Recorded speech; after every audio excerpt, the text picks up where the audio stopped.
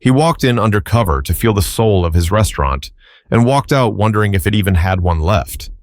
They say if you want the truth, watch how people treat someone they think can't do anything for them. That thought echoed in Darius Ellington's mind as he stepped out of his car and looked up at the green and yellow neon sign above the front door, Ellie's Grill. He hadn't walked through that door as a customer in over a year. As the owner, he was always either in meetings, handling suppliers, or working behind the scenes to keep the place running smoothly. But something had been eating at him lately. A few anonymous reviews, some murmurs from folks he trusted, complaints that didn't sound like his diner. His gut told him something was off, so he did what most bosses wouldn't. He dressed down. Old jeans with a tiny rip near the knee, a faded black hoodie zipped halfway, and a Braves cap pulled low over his brow. No one would recognize him like this, not even the folks he paid every 2 weeks. He walked into the diner at 12:46 p.m., right in the heart of the lunch rush. The smells hit him first, slow-cooked brisket, sweet cornbread, and the sharp tang of barbecue sauce in the air. It was the kind of scent that made you forget your troubles for a minute. Ellie, his grandma, used to say food was just a warm hug with flavor.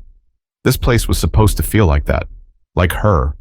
But as Darius stepped in line and glanced around, something already felt different. No one greeted him, not even a look up and smile. One of the cashiers, Kendall, a lanky kid with short twists and a permanently bored expression, was tapping his phone under the counter while the other, a girl named Marina, chewed gum so loudly he could hear it over the country music playing through the speakers. "Next," Marina said without looking up. Darius stepped forward. "Can I get the pulled pork sandwich and a side of baked beans, please?" Still not making eye contact, she tapped on the screen. "That it?" "Yeah, thanks." He paid in cash and stepped to the side to wait for his order. That's when he heard it. "You see him?" Kendall said, smirking as he slid his phone into his pocket. "Another one of those walk-ins, probably off Peachtree." Marina laughed. "Bet he don't even tip. They never do. That's what happens when you start letting just anybody in here. Ever since they hired from that shelter program or whatever, it's been going downhill. Fast." Darius blinked. "They say the owner's some rich dude. Black guy, too," she went on. "But he never comes around. Probably sitting in Buckhead, sipping green juice or something. Meanwhile, we in here doing everything." Kendall chuckled. "Bet he don't even know half the people he hired." Darius stood perfectly still. His sandwich was probably already being made in the back, but he didn't move. They didn't recognize him. Not a flicker of familiarity. He should have been angry. He was angry. But under that heat was something colder, something deeper. Disappointment. This place, this home, meant something to him. Ellie's Grill wasn't just about ribs and cornbread. It was about giving folks a shot. Folks who'd been ignored or locked out, like he had been once. But now it sounded like the people wearing his name on their uniforms didn't believe in the very heart of the place. He looked around. An older man in a suit sat near the window, frowning at his drink. A young mother tried to calm her toddler as she waited for a server who hadn't checked in for 10 minutes. There was no laughter, no warmth. Ellie wouldn't have recognized this place. Darius turned, walked slowly to the counter and said, "Actually, cancel that sandwich." Kendall barely looked up. "You sure?" "Yeah," Darius replied, his voice flat. "Lost my appetite." Then he walked out, pulled the door closed behind him, and sat in his car, staring at the steering wheel. The air felt heavy. His fingers tapped a slow rhythm on the dashboard. He wasn't sure what hurt more, the fact that they didn't know him or the fact that they didn't care. But he wasn't done. Not even close. He had to see just how deep this problem ran, and it was time to listen before he spoke. Darius didn't drive off right away. He leaned back in the driver's seat, the engine still quiet, his hoodie bunched up against the headrest. The words were still fresh in his ears. That lazy mockery, that carelessness. It wasn't just what they said. It was how easily they said it. Like they'd done it before. He watched through the windshield as customers came and went. A teenager in a school uniform. A construction worker brushing dust off his boots. A couple arguing softly as they slid into a booth. This wasn't just any diner. This was his grandmother's name, glowing above the door. And somehow, that light didn't mean anything to the people inside anymore. 10 minutes passed, then 15. Eventually, he stepped out, walked down the street, grabbed a coffee from the gas station on the corner, and came back around to the alley behind the restaurant. No cameras back there, just a beat-up steel door where the cooks took smoke breaks. And right above it, a cracked open kitchen window. That's when he heard more. Inside, someone was laughing. A deep, chesty laugh. Big Reggie, the grill master. Darius recognized that laugh from years ago when he'd hired Reggie after a halfway house recommendation. Reggie had been down bad, but he worked hard and turned his whole life around. He even mentored the younger kitchen guys now. "I'm telling you, man," Kendall's voice rang out again, "he ain't never coming back. If he does, he'll probably just walk in all fancy, act like he invented gumbo or something." Laughter. "Yeah," Marina added, "Mr. Ghost Boss, that's what I call him. Got his little picture on the wall, but he don't show his face. What kind of boss runs a joint like that?" Reggie didn't laugh. Instead, Darius heard a chair creak. "Y'all know he started this place with like $200 and a smoker in his driveway, right?" Reggie said, low and steady. "Yeah, so?" Marina shot back. "So watch your mouth," Reggie muttered. "This ain't just a job for some folks. Some of us remember what this place used to mean." A long silence. Kendall scoffed. "Man, relax. You act like he died or something. I'm just saying, if he don't care enough to show up, why should we care more than we have to?" Reggie exhaled loud enough to be heard through the window. "Keep talking like that, and you'll find out real quick why folks don't stick around here," he said. "Respect goes both ways." Darius stepped back from the wall. He didn't know whether to be proud of Reggie or ashamed that Kendall and Marina had slipped through the cracks in the first place. Where had he gone wrong? When did being hands-off become being absent? He remembered Ellie's words she used to repeat while stirring pots of greens in a tiny kitchen in Macon, Georgia. "You can't plant a garden and forget to water it, baby. Don't matter how good the seeds are." He'd hired good people, but he'd left them unsupervised, without guidance, without accountability, without him. And maybe that was worse than being a bad boss, being invisible. But before he made any decisions, he needed to hear more, see more. That night, Darius sent out a group message to the full staff. "Team meeting tomorrow morning at 9 a.m. Attendance is required, no exceptions." No explanation, no emojis, just enough to rattle them. Then he booked a hotel just outside Marietta, away from his regular spots, and sat at a corner table with a notepad, scribbling down every detail he could remember. Tomorrow wasn't about firing anybody, not yet. It was about something bigger, fixing the soul of the place. But to do that, he had to face the people who were poisoning it, and the ones trying to save it. And he had to do it without the hoodie. The next morning came fast. Darius barely slept. Not because of nerves, but because his mind wouldn't shut off. Every moment from the day before replayed on a loop. Marina's gum-smacking mockery, Kendall's smug tone, and Reggie trying to hold the line on a ship slowly drifting. At 8:47 a.m., Darius sat outside the diner in a parked car again. This time, no hoodie, no disguise, just a charcoal blazer over a clean button-down, jeans and boots. His usual look when he dropped by before the pandemic changed everything. From the car, he watched as each employee showed up one by one. Marina, late, phone in hand, barely glancing up from the screen. Kendall, laughing to himself, probably at some meme, earbuds in. Reggie, first one in, already unlocking the side door with a key that Darius had given him personally. Then others, 2 dishwashers, 3 waitresses, a cook named Charisse, who Darius had hired after she finished culinary school and couldn't get a chance anywhere else. He waited until the clock hit 9:02, then opened the car door and stepped out. Heads turned. The first to spot him was Charisse. Her eyebrows shot up. Then Reggie, his eyes locked with Darius's, and the man gave a barely there nod. Respectful, familiar.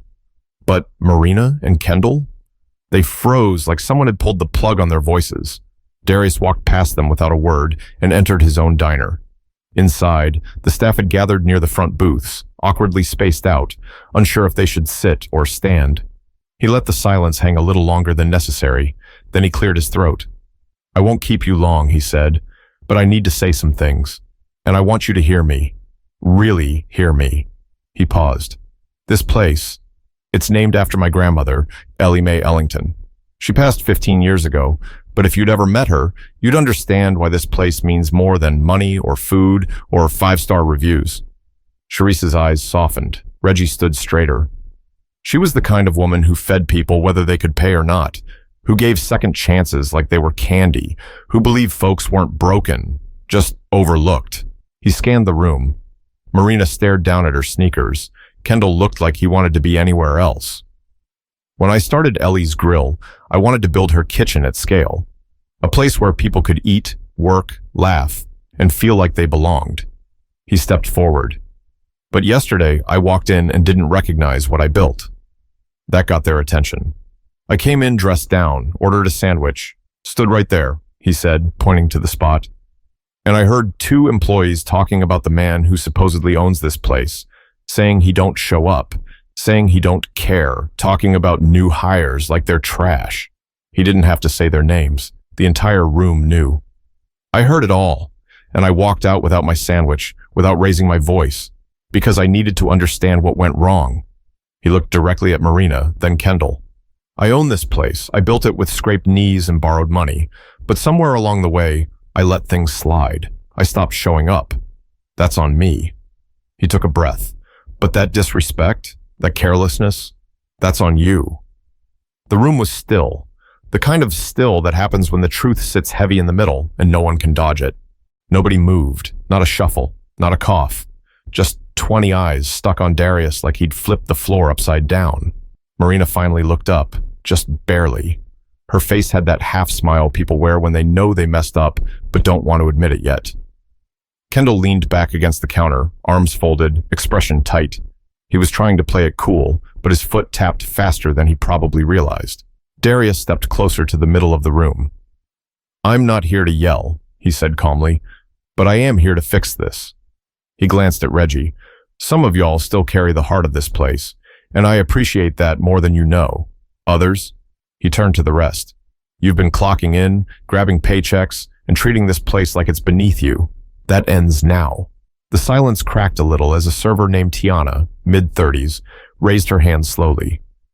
Mr. Ellington, she said, I didn't know you were watching like that, but thank you for showing up. He gave her a nod. I should have done it sooner, he replied. I let my distance become confusion, let folks fill in the blanks with stories that weren't true. He turned back toward the front, now addressing them all. I'm putting everything on the table, new rules, new expectations, but also new chances. He pulled out a piece of paper from his back pocket and unfolded it. Starting next week, we're doing monthly staff check-ins, real ones, not 5-minute hallway chats. I'll be in here twice a week. You'll see my face. And we're reintroducing customer feedback reviews, not the ones on Yelp, real ones from the people sitting in those booths. Someone muttered, about time, but it wasn't sarcastic. It was hopeful.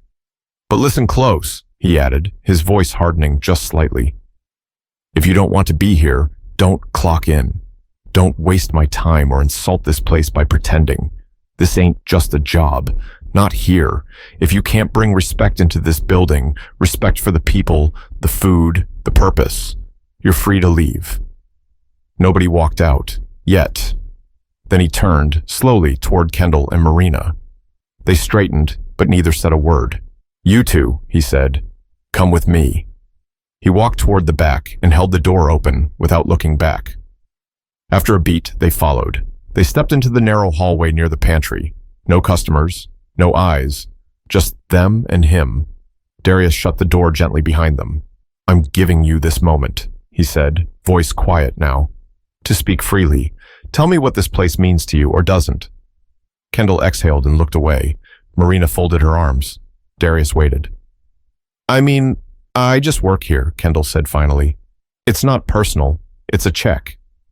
Then you've been cashing the wrong kind of check, Darius replied, because this place was never just about food. Marina looked at him. Okay, but you weren't around though. We felt like it didn't matter. Fair, Darius admitted. That's on me. I stepped away and I shouldn't have. He leaned against the wall, arms crossed. But how does that justify talking about other staff like they're garbage? Or mocking the same man who signs your checks? You think that kind of talk builds trust? Marina looked down. No, she said quietly. Kendall didn't say anything. Darius continued, I'm not firing you, not today, because maybe what this place needs isn't fewer people, but better ones. Ones who learn, ones who grow. He pointed to the kitchen door. But you've got one shot to prove you belong. That starts now. Show me you care, not with words, with how you treat people. And if you can't, walk away. No one moved. He pushed the door open and walked out, leaving it up to them to follow. Back in the main room, the energy had shifted. It wasn't cheerful, but it was alert, focused. Darius clapped his hands together once. All right, we open in 30. Let's see if Ellie's still in this room. But even as they got to work, he knew this wasn't over. Not yet. The real test was still coming. The lunch rush came right on time. By 12:05 p.m., the line was already curving near the front door. Regulars mixed with first-timers, kids asking for extra fries, a man in overalls reading a folded-up newspaper while sipping sweet tea. Life poured into the diner the way it used to, but Darius didn't sit back. He stood near the coffee station with a notepad in hand, quietly watching. No yelling, no micromanaging, just eyes open taking mental notes. Charisse handled the grill like it was muscle memory. Reggie moved through the kitchen like a conductor with an orchestra.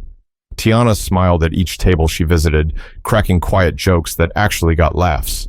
But at the register, that's where things were shaky. Marina was trying. You could tell. She smiled more today, stood straighter, said, thank you, like she meant it. But it was awkward, like someone wearing new shoes they hadn't broken in. Kendall stayed quiet, took orders quickly, avoided eye contact, and disappeared to the back any chance he got. By 12:46, same time as the day before, Darius watched a young man in a faded hoodie walk in. Probably no more than 19. Nervous, fidgety. He had one hand in his pocket and scanned the place like he was looking for exits. Marina glanced at him, then quickly looked away. Kendall stepped back from the counter. That's when Reggie walked out from the kitchen, wiping his hands on a towel. He nodded once at the young man and said, you got this. The kid hesitated, then stepped forward and spoke to Marina. Can I get the catfish combo with, greens instead of fries? His voice barely carried. Marina tapped the screen. That it? He nodded. As she rang it up, Darius watched her glance over at Kendall, who didn't return her look. He just turned away, arms crossed.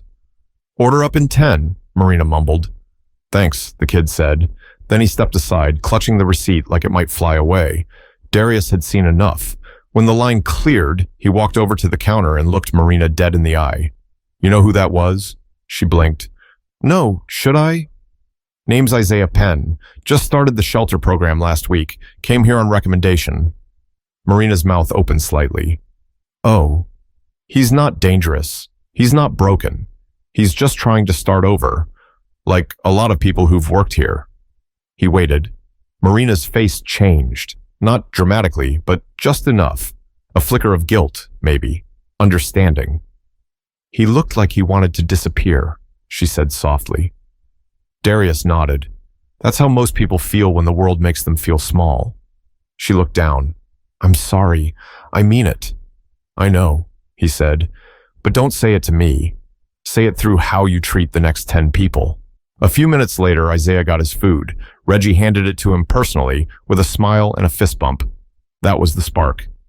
The rest of the shift ran smoother than it had in weeks, like the engine had finally found the right oil. By the end of the day, the tip jar was full, the kitchen was spotless, and people lingered just a little longer after their meals. Darius sat at his usual booth by the window as the staff began cleaning up. Kendall walked over slowly, wiping his hands on a rag. He looked nervous, but not cocky. I talked too much, he said. Didn't realize how loud I was. You weren't just loud, Darius replied, not unkindly. You were wrong. Kendall nodded. Yeah. Silence for a second. Then he added, I don't want to lose this job. I'll do better. Darius gave a short nod. I believe in second chances, but only when the first one gets acknowledged. Kendall straightened up. Got it. He walked off, not puffed up, not crushed, just thinking. The culture wasn't fixed, but today it had cracked open, and light was finally starting to come through. The next morning, Darius was back before sunrise. He stood alone in the quiet kitchen, coffee cup in hand, staring at a worn photo pinned to the corkboard above the prep table. It was his grandmother, Ellie, in her favorite church hat, arms crossed, smiling with that tough, loving look that told you she didn't play. But she still had your back. He whispered out loud, "I almost lost this place, Grandma." Then he turned on the lights. By 8 a.m., the smell of bacon and biscuit dough drifted into the air. He'd asked the team to meet again, no surprise this time, just to check in before breakfast service. They gathered in the main dining room, sitting on booths, leaning on counters. The atmosphere was lighter than it had been all week. Darius stepped forward. "I want to thank y'all for yesterday. That was the first time in a while this place felt like it used to." A few heads nodded. Reggie smiled quietly from the back. "But one day doesn't fix everything," he added. "It just shows who's willing to try." He let that hang for a second before continuing. "So today I'm giving everyone a choice, a real one." He pulled out 2 folders from under his arm and held them up. "This one's for those who want to stay," he said, "who believe in what this place stands for and are willing to show up, not just physically, but with heart." He raised the second one. "This one's for anyone who wants to move on. No questions, no hard feelings. You sign the paper, finish today's shift, and you'll get 2 weeks' pay and a recommendation letter." A ripple moved through the room. Charisse whispered something to Tiana. Kendall looked down at the floor. Marina rubbed her palms against her thighs.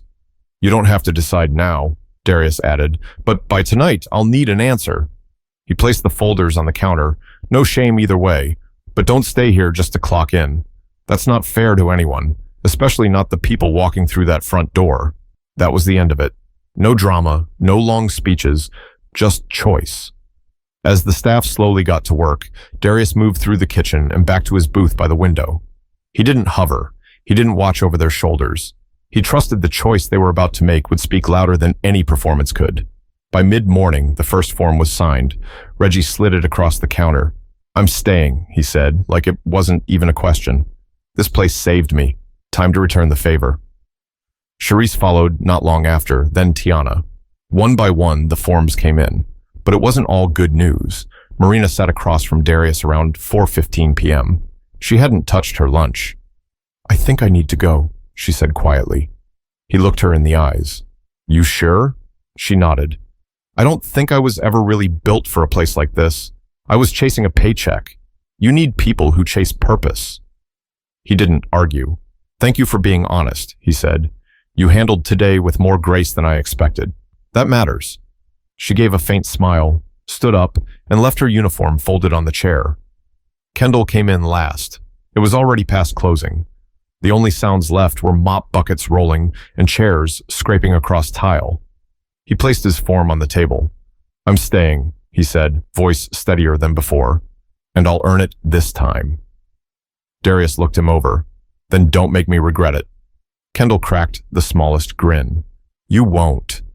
It wasn't a perfect ending, but maybe that was the point. Real change doesn't happen all at once. It happens when people are finally brave enough to choose it. 1 week later, Ellie's grill felt different. Not louder, not busier, just right.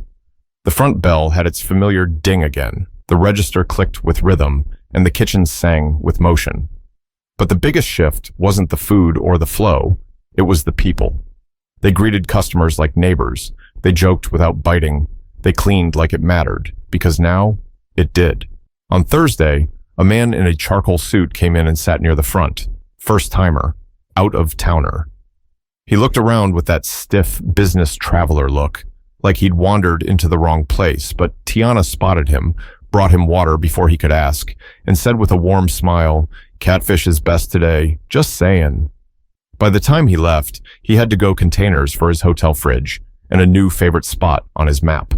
Darius watched it all from behind the counter, arms folded, but this time, not out of stress. He wasn't hiding.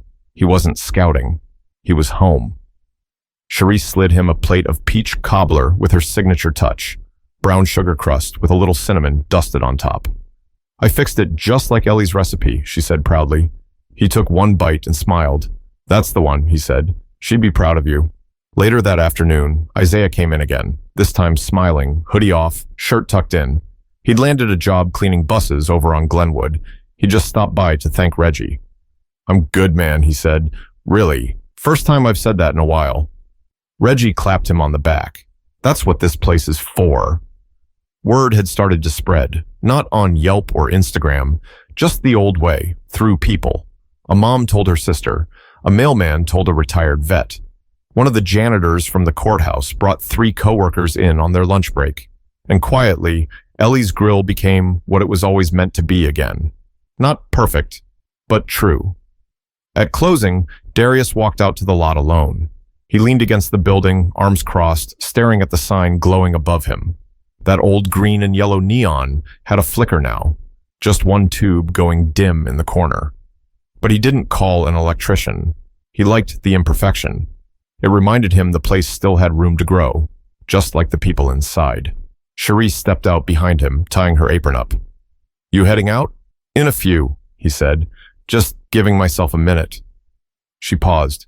You good? He nodded slowly. I think I am. She smiled, then held out a folded sheet of paper. Customer left this on the table, said it was for the owner.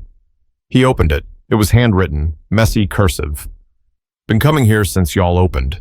Thought I lost the feeling when it changed. But today, it felt like Ellie again. Whoever she was, I can tell she's still here. Thank you. He read it twice, folded it, put it in his back pocket like something too important to leave behind. Cherise said nothing, just smiled again and went back inside. Darius stayed there for another few minutes, then finally whispered, We're still watering, Grandma, and walked back inside. Because no matter what you build in this world, it's not the walls or the name that makes it worth something. It's the people who protect the spirit behind it. Never assume a strong foundation means your work is done. Culture needs maintenance. Respect needs reminding. And second chances, they need space to grow. Show up for your people, your purpose, and yourself. If this story hit you somewhere real, share it. Not for views, but because somebody out there needs to hear it. Somebody who stopped showing up. Somebody who forgot what they built. Remind them, it's not too late to walk back in and fix it.